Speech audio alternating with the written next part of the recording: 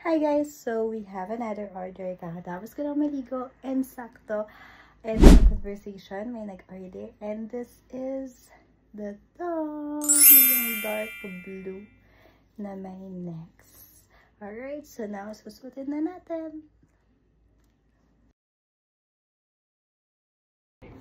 Hi guys! So ayan, medyo masamang pakiramdam ko, but may pupuntahan na ako today and maliligo na ako. So, tatanggalin na natin yung thong na order sa atin. Let's go!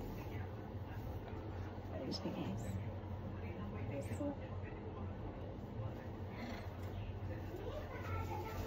And eto siya guys.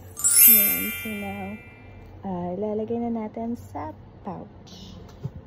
So, saan pa nilagay ang pouch? Diba? Hindi. Asan na? This one.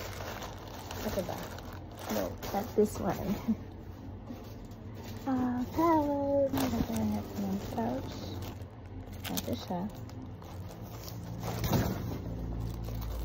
And, ilalagay na natin. Ayan na siya, guys. So, ayan. Ready to go na siya. Okay. So, susulatan ko na ng thank you from Leah B. And ipapadala tapos natin sa LBC. Try natin magpabook ng rider. Let's go! Hi guys! So, ayan. Papunta na tayo ng LBC.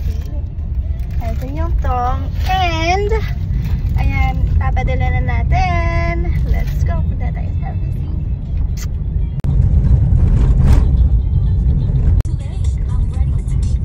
Alright guys, so ayan, galing tayo sa LBC and this is our receipt.